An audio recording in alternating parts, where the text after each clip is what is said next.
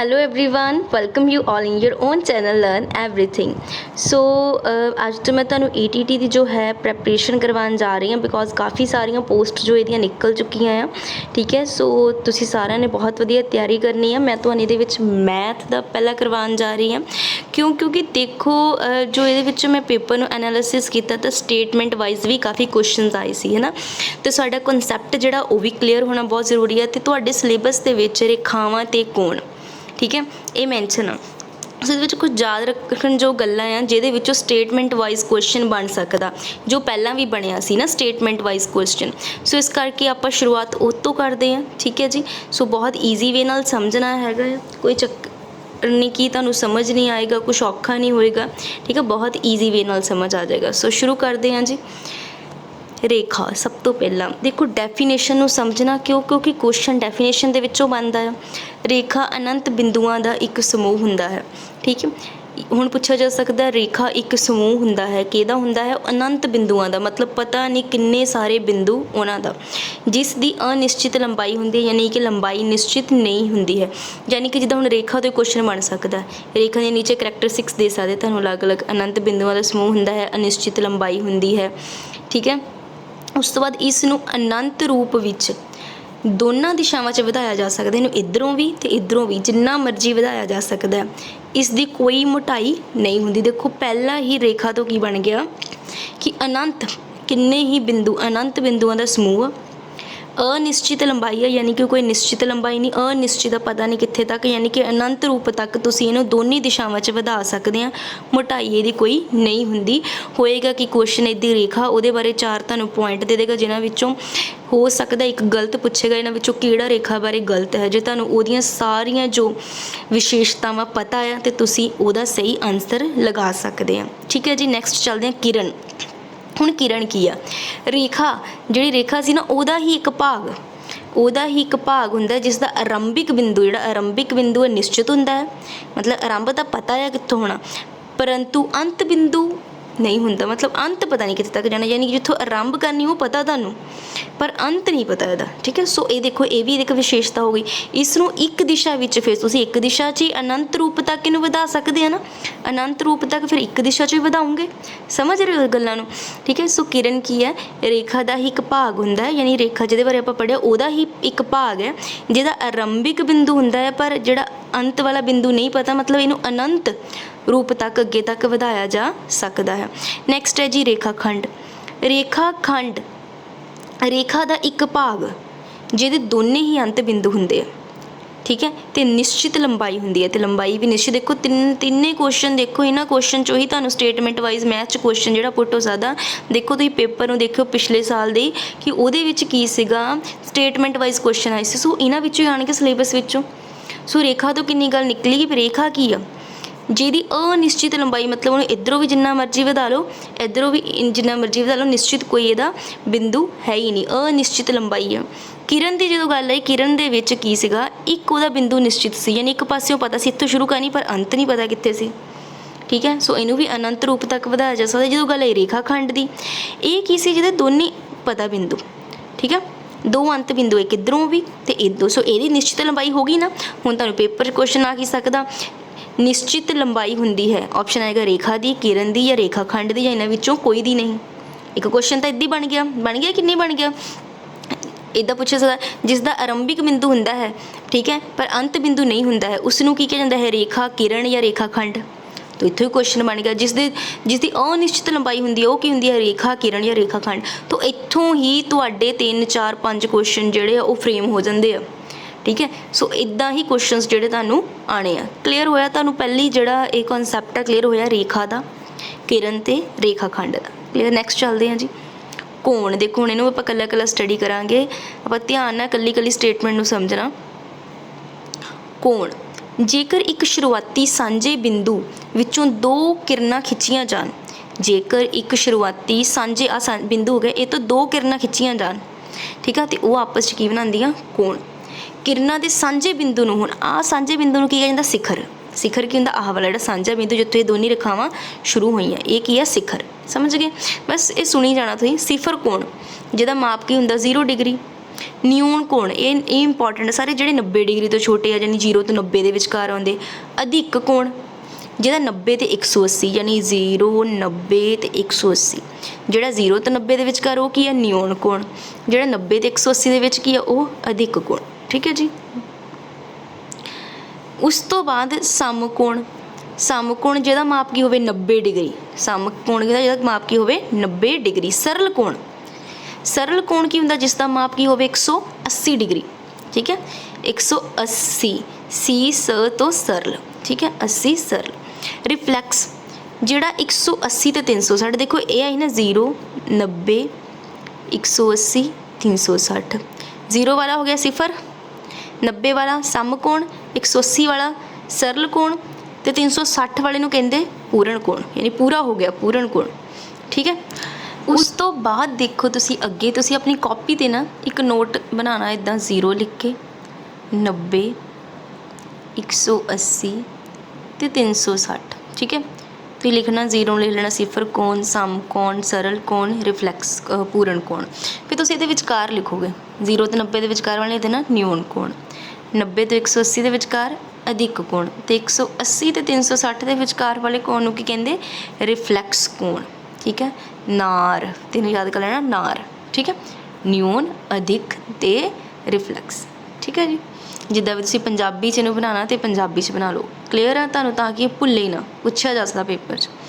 ਠੀਕ ਹੈ, ਹੁਣ ਦੇਖੋ ਹਾਂ 360 ਜਿਹਦਾ ਮਾਪ ਹੋਵੇ ਉਹਨੂੰ ਪੂਰਨ ਕੋਣ ਕਹਿੰਦੇ, ਪੂਰਕ ਨਹੀਂ ਸੌਰੀ, ਧਿਆਨ ਰੱਖਣਾ ਇਹਨੂੰ, ਪੂਰਨ ਕੋਣ।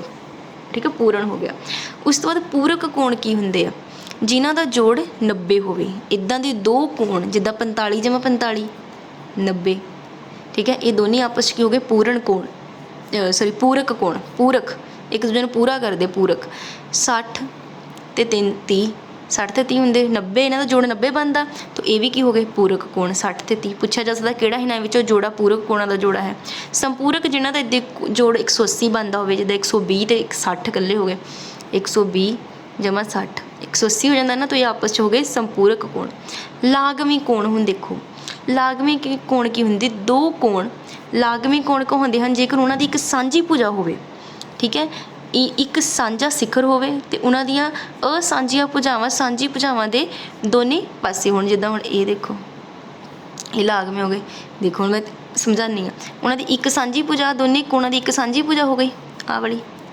ਠੀਕ ਹੈ, ਸਿਖਰ ਵੀ ਸਾਂਝਾ ਹੋ ਗਿਆ ਉਹਨਾਂ ਦਾ, ਤੇ ਅਸਾਂਝੀਆਂ ਭੁਜਾਵਾਂ ਆਹ ਵਾਲੀਆਂ ਹੋ ਗਈਆਂ। ਇਹ ਸਾਂਝੀ ਭੁਜਾ ਦੇ ਉਲਟ ਦਿਸ਼ਾ 'ਚ, ਇੱਕ ਇੱਧਰਲੀ ਦਿਸ਼ਾ 'ਚ, ਇੱਕ ਇੱਧਰ, ਦੋਵੇਂ ਪਾਸੇ ਹੋਣ। ਠੀਕ ਹੈ ਜੀ, ਇਹ ਹੋ ਗਏ ਲਾਗਵੇਂ ਕੋਣ। ਉਸ ਤੋਂ ਬਾਅਦ ਦੇਖੋ ਜੀ ਅਗਲੇ ਪੁਆਇੰਟ ਥੋੜ੍ਹੇ ਜਿਹੇ ਕਲੀਅਰ ਕਰੀਏ।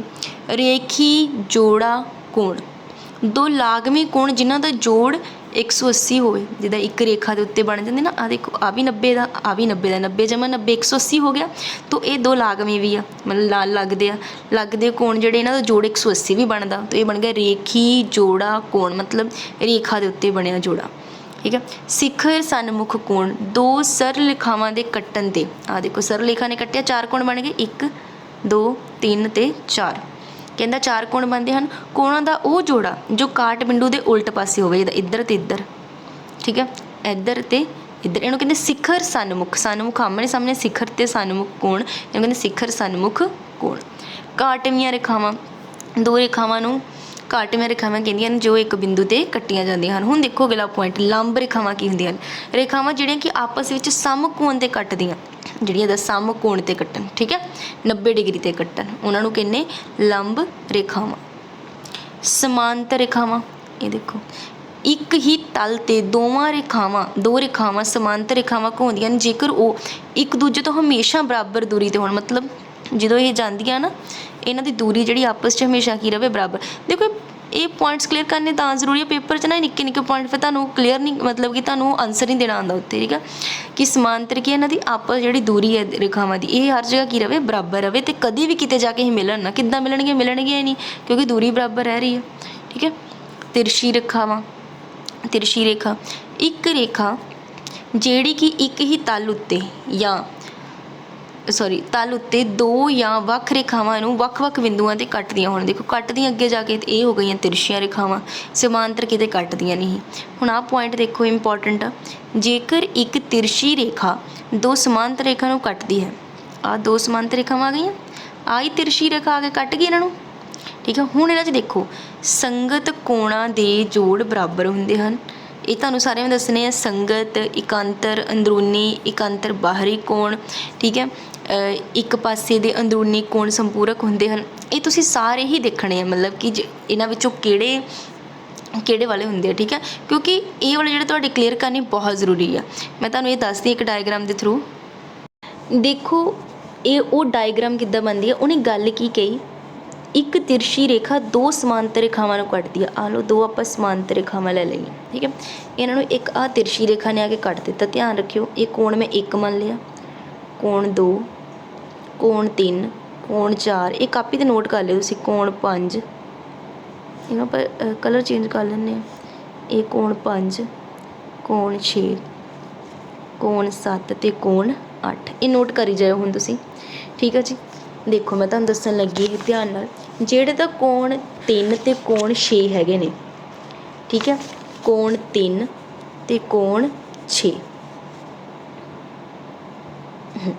3 ਤੇ 6, ਇਹ 3 ਤੇ ਆ ਹੋ ਗਿਆ ਤੁਹਾਡੇ ਕੋਲ कोण 6, यानी कि ਇੱਥੋਂ ਇਹ ਵਾਲਾ ਤੇ ਇੱਥੇ ਇਹ ਹੈਗੇ ਇਕਾਂਤਰ ਅੰਦਰੂਨੀ ਕੋਣ ਜਿਹੜੇ ਇੱਦਾਂ ਬਣੇ, ਇਹ ਤੇ ਇਹ ਵਾਲਾ, ਇਹ ਕੀ ਆ ਗਏ ਇਕਾਂਤਰ अंदरूनी कोण। सो 3 ते 6 की हो गए साडे को इकांतर अंदरूनी कोण, ये नाल नाल तुसी नोट करी जाना। नैक्सट कोण 3 ते कोण 7 की गल करते हैं। आ कोण 3 ते आ हो गया 7, इक्को लाइन दे ना, ये नीचे आ, इस लाइन दे ये नीचे आ, ते ये हुंदे आ संगत कोण। ये की हुंदे संगत कोण, पहला नोट कर लेने ध्यान नाल। 2 ते 4 आ देखो नाल लगदे आ लागवें कोण, 2 ते 4 की हो गए लागवें कोण। ये 2 ते 7 आ 2 आ हैगा 7, ये देखो इत्थे आ जिहड़ा 2 आ हैगा साडे कोल कोण 7। 2 ते 7 हैगे आ इकांतर बाहरले कोण। ये जिद्दां सी ना 3 ते 7 6 जिहड़े सीगे वो इकांतर अंदरूनी कोण सी, ते 2 ते 7 इकांतर बाहरले कोण। एक बारी असीं डायग्राम फिर साफ थोड़ी बना लैंदे आ तां कि तुहानूं ये क्लीयर रवे। 1 2 3 4 5 6, उस तो बाद साढ़े को 5 6 तो बाद सी 7 ते 8, असी कोण ही 2 ते 7, ये है कि इकांतर बाहरले कोण। इदी 1 ते 8, 1 ते 8 देखो, 1 ते 8 भी की हो गए इकांतर बाहरले कोण हो गए ना, बाहर आ ये बाहर, ये भी बाहर, देखो आ 4 कोण बाहर आ, 1 2 7 ते 8। सो 2 ते 7 आपस च इकांतर बाहरली कोण हो गए, 1 ते 8 आपस च इकांतर बाहरली कोण हो गए। तुहानूं समझ आ जाए क्लीयरली। ठीक है, ਇਹਦੀ मैं तुहानूं होर भी कोण दस देनी ਇਹਦੇ ਤੇ ਜਿਹੜੇ ਹੈਗੇ ਆ। ठीक है, ਆਪਾਂ ਪਹਿਲਾਂ ਫਿਰ ड्रॉ कर ਲੈਣੇ, समझण ਲਈ मैं बार बार ਇਹਨੂੰ ਤਾਂ ड्रॉ कर रही हाँ। ਇਹ ਸਾਡੇ ਕੋਲ ਸੀ 1 2 3 4, ਇਹਦੇ ਸੀ 5 6 7 ਤੇ 8। ਹੁਣ ਅਗਲੇ ਦੇਖੋ, ਉਸ ਤੋਂ ਅੱਗੇ ਹੈਗਾ 4 ਤੇ 6, 4 ਤੇ 6 ਇਹ ਅੰਦਰ ਆ। ਦੇਖੋ ਇਹ ਕੀ ਹੋ ਗਏ, 4 ਤੇ 6 ਹੋ ਗਏ ਇੱਕ ਪਾਸੇ ਦੇ ਅੰਦਰੂਨੀ ਕੋਣ, ਇੱਕ ਪਾਸੇ ਦੇ ਅੰਦਰੂਨੀ ਕੋਣ ਆ, ਇੱਕ ਪਾਸੇ ਦੇ ਅੰਦਰੂਨੀ ਕੋਣ ਤੇ ਇਹ ਆਪਸ 'ਚ ਸੰਪੂਰਕ ਹੁੰਦੇ ਆ। ठीक है, ये आपस की होंगे संपूर्ण होंगे। तो इकांतर अंदरूनी कोण जिहड़े मैं तुहानूं दस्से ही 3 ते 6 जिद्दां आ अंदर आ, इकांतर अंदर आ ते अंदरूनी कोण आ इकांतर, एक इधरली साइड एक इधर, ये आपस च बराबर होंगे आ। इहदे इकांतर बाहरी कोण जिहड़े सीगे वो भी की होंगे बराबर होंगे आ। ठीक है, संगत कोण भी मैं तुहानूं दस्सी 3 ते 7 आ 3 आ ते आ 7, ये संगत कोण आ। ठीक है, ते 1 ते 5, 1 ते 5 देखो ये भी संगत कोण आ, ये भी की आ संगत कोण। सो नोट कर लेने ध्यान नाल, तो ये तुहानूं पता होने चाहिए। जिद्दां जिद्दां मैं तुहानूं डायग्राम बनाए ना नाल नाल तुसीं जे नोट कीते होणगे फिर तुहानूं ये क्लीयर रहणगे। ठीक है, ताकि ये वाले पॉइंट तुहानूं क्लीयर होण जिहड़े उन्हें कहे आ कि संगत कोणां दे जोड़े बराबर हुंदे हन, इकांतर अंदरूनी कोण भी बराबर हुंदे ने, इकांतर बाहरी कोण भी बराबर हुंदे हन, पर जिहड़े एक पासे दे अंदरूनी कोण आ वो संपूरक हुंदे हन, यानी कि उन्हां दा जोड़ 180 हुंदा। आपां करके है ना संपूरक कोण, जिन्हां दा जोड़ किन्ना हुंदा 180। एक बारी मैं जे फिर तुसीं देखना वही है दोबारा फिर 1 2 3 लास्ट टाइम रिवाइज कर देनी 4 5 नोट कर लो, जो रह गया होगा 6 7 ते 8 नोट कर लो। 3 ते 6 3 ते 6 जोड़े आ 3 ते 6 3 ते 6 है अंदर है इकांतर अंदरूनी कोण, इकांतर अंदरूनी कोण। 3 ते 7 3 ते 7 जोड़े संगत कोण आ। ठीक है, जिदा 3 ते 7 संगत कोण है, 1 ते 5 भी संगत कोण आ। ठीक है, 1 ते 4 आमो सामने शिखर सन्मुख कोण। ठीक है, एक ही शिखर सन्मुख ਕੋਣ 2 ਤੇ 4 ਇਹ ਲਾਗਵੇਂ ਕੋਣ ਆ। ਤੇ ਆ ਮੈਂ ਤੁਹਾਨੂੰ ਦੱਸਦਾ 1 ਤੇ 8 ਇਹਦੇ 2 ਤੇ 7 ਇੱਕ ਅੰਤਰ ਬਾਹਰਲੇ ਕੋਣ ਆ। ਠੀਕ ਹੈ, ਬਾਹਰਲੇ ਕੋਣ। ਠੀਕ ਹੈ, ਸੋ ਬਸ ਇਹੀ ਹੈ ਇੰਪੋਰਟੈਂਟ। ਠੀਕ ਹੈ, ਇਹਦੇ 5 ਤੇ 7 ਦੇਖੋ, ਇਹਨੂੰ ਇੱਕ ਰੇਖੀ ਮੈਂ ਦੱਸਦਾ ਨਾ, ਇੱਕ ਰੇਖਾ ਦੇ ਕਿੱਧਰ ਇੱਕ ਕਿੱਧਰ ਰੇਖੀ ਸਮਝਾਈ ਨਾ ਮੈਂ ਤੁਹਾਨੂੰ, ਰੇਖੀ ਜੋੜਾ ਕੋਣ ਇਹ ਵੀ ਹੈ। ਠੀਕ ਹੈ, ਇਹ ਨੋਟ ਕਰਕੇ ਕਰਨੇ ਆ ਫਿਰ ਤੁਹਾਨੂੰ ਸਮਝ ਆਉਣਗੇ। ਚਲੋ ਤੁਹਾਨੂੰ ਕਾफ़ੀ ਚੀਜ਼ਾਂ ਸਮਝ ਆ ਗਈਆਂ, ਪ੍ਰੈਕਟਿਸ ਕਰੀਏ ਥੋੜ੍ਹੀ, ਦੇਖੀਏ ਤੁਹਾਨੂੰ ਕਿੰਨਾ ਕਿ ਇਹ ਜਿਹੜਾ ਸਮਝ ਆਇਆ ਹੈਗਾ। ਠੀਕ ਹੈ, ਸੋ ਪਹਿਲਾ ਕੋਣ, ਹਾਂਜੀ ਦੱਸੋ ਇਹ ਕੀ ਹੈ? ਨਿਊਨ ਕੋਣ, ਅਧਿਕ ਕੋਣ, ਸਮ ਕੋਣ ਜਾਂ ਰਿਫਲੈਕਸ ਕੋਣ? ਦੇਖ ਕੇ ਪਤਾ ਚੱਲਦਾ ਜੀ। ਵੈਰੀ ਗੁੱਡ, ਸਮ ਕੋਣ। ਬਾਅਦ 'ਚ ਮੈਨੂੰ ਦੱਸਿਓ ਕਮੈਂਟ ਕਰਕੇ ਕਿੰਨੇ ਕੁ ਦੇ ਸਹੀ ਹੋਏ। ਇਹ ਦੇਖੋ ਹੁਣ ਇੱਥੇ ਤੱਕ ਤਾਂ 90 ਹੁੰਦਾ ਹੈ ਨਾ, ਇਹ 90 ਤੋਂ ਵੱਧ ਗਿਆ ਕੋਣ, 90 ਤੋਂ ਵੱਧ ਗਿਆ ਕੋਣ ਯਾਨੀ ਕਿ 180 ਤੋਂ ਕੀ ਆ ਪਿੱਛੇ ਪਿੱਛੇ, ਇੱਥੇ ਤੱਕ 180 ਹੁੰਦਾ, ਇੱਥੇ ਤੱਕ ਹੁੰਦਾ 90 ਤੇ 90 ਤੇ 180 ਦੇ ਵਿਚਕਾਰ ਜਿਹੜਾ ਕੋਣ ਹੁੰਦਾ ਉਹਨੂੰ ਕੀ ਕਹਿੰਦੇ? ਅਧਿਕ ਕੋਣ। ਆਹ ਪੂਰਾ ਕਿੰਨੇ ਦਾ ਆ? 180 ਦਾ। ਇਹਨੂੰ ਕੀ ਕਹਿ ਦਿੱਤਾ? ਸਰਲ ਕੋਣ।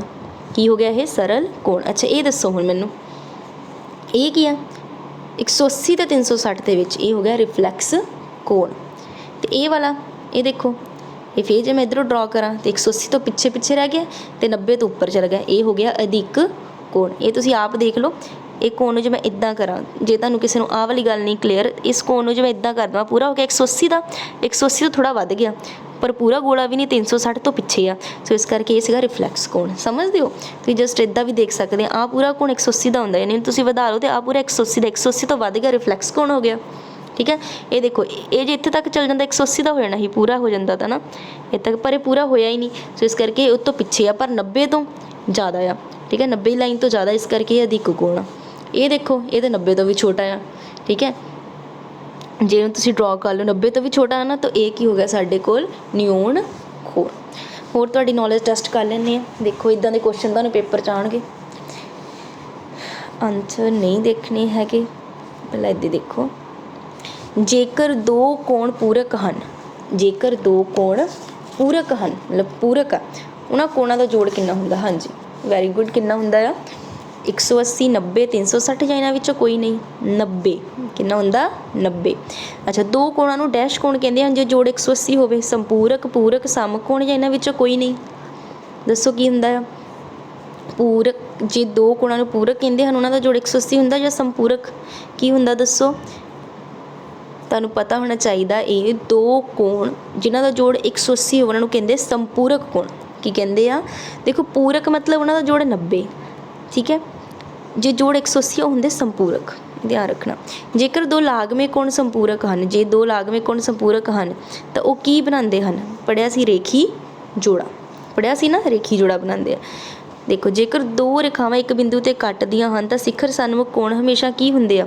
ਵੈਸੇ ਸਿਖਰ ਸਨਮੁਖ ਕੋਣ ਹਮੇਸ਼ਾ ਬਰਾਬਰ ਹੁੰਦੇ ਹਨ। ਸੋ ਇਸ ਤਰ੍ਹਾਂ ਬਹੁਤ ਈਜ਼ੀ ਵੇ ਨਾਲ ਆਪਾਂ ਜਿਹੜੀਆਂ ਚੀਜ਼ਾਂ ਨੂੰ ਸਮਝ ਕੇ ਕਰ ਸਕਦੇ ਹਾਂ। ਠੀਕ ਹੈ, ਸੋ ਕਮੈਂਟ ਕਰਕੇ ਦੱਸਣਾ ਤੁਹਾਨੂੰ ਕਿਵੇਂ ਦਾ ਲੱਗਿਆ। Thanks for watching.